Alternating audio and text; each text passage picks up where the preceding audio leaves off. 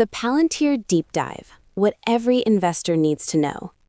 Welcome to this comprehensive guide on one of the most polarizing, fascinating, and technologically complex companies in the modern stock market, Palantir Technologies, ticker PLTR.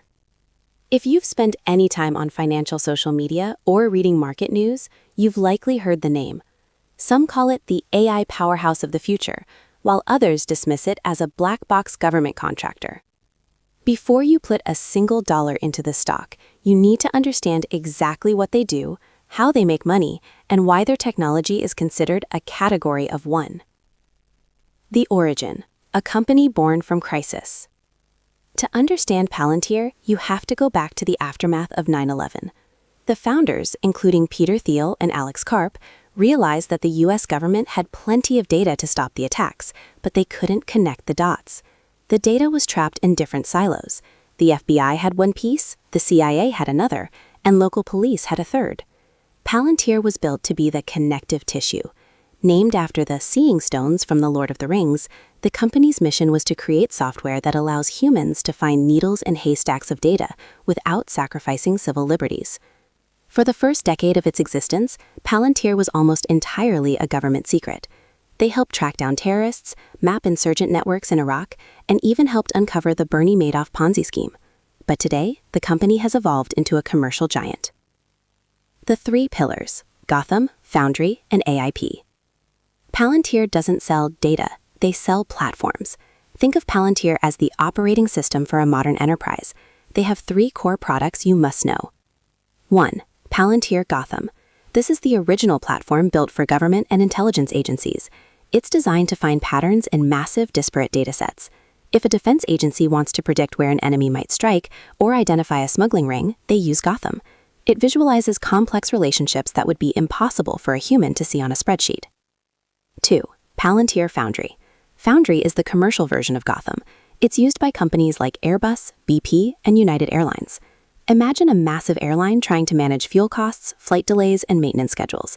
Usually, that data lives in 10 different software systems that don't talk to each other. Foundry integrates all that data into a digital twin of the company, allowing executives to run simulations and make decisions in real time. 3. AIP. This is the newest and most exciting growth driver for the company. AIP integrates large language models, like the tech behind ChatGPT, directly into a company's private data. While many companies are afraid to use AI because of security concerns, AIP provides a guardrail system. It allows a factory manager to ask an AI, "How can I fix the supply chain delay?" And the AI can execute the command safely within the company's secure network. The secret sauce, ontology. If you want to sound like a Palantir expert, you need to understand the word ontology. Most data companies just store data in lakes or warehouses. Palantir goes a step further. An ontology takes raw data, like serial number 123, and turns it into an object with meaning, like the left engine of a Boeing 747. By mapping out how every object in a business relates to every other object, Palantir creates a living map of the business. This is why their software is so sticky. Once a company builds its ontology in Palantir, it becomes the brain of the entire operation. The business model, how they make money. Palantir operates on a subscription-based model, but it's not your typical plug-and-play software. Their deals are often massive, worth tens or even hundreds of millions of dollars over several years. They use an acquire, expand, scale strategy. Acquire. They often start with a pilot program, sometimes losing money up front to prove the software works. Expand. Once the customer sees the value, the contract grows to cover more departments. Scale. Eventually, the software becomes the central operating system, and the profit margins for Palantir become incredibly high because the heavy lifting of installation is already done. The financial transition, from loss to profit. For years, the biggest bear case against Palantir was that it wasn't profitable. They spent a massive amount of money on stock-based compensation, SBC, for their engineers, which diluted the value for shareholders. However, 2023 and 2024 marked a massive turning point. Palantir achieved GAAP profitability, standard accounting profit, and was eventually added to the S&P 500. This was a stamp of approval from the financial world. It proved that the company could grow its revenue while controlling its costs. The bull case, why people love the stock. AI leadership. Palantir isn't just talking about AI, they are deploying it. Their AIP boot camps, where they show companies how to use AI in just a few days, have led to a massive surge in US commercial customers. Geopolitical importance. We live in an increasingly unstable world. As governments realize they need better tech for defense and logistics, Palantir is the only battle-tested software available.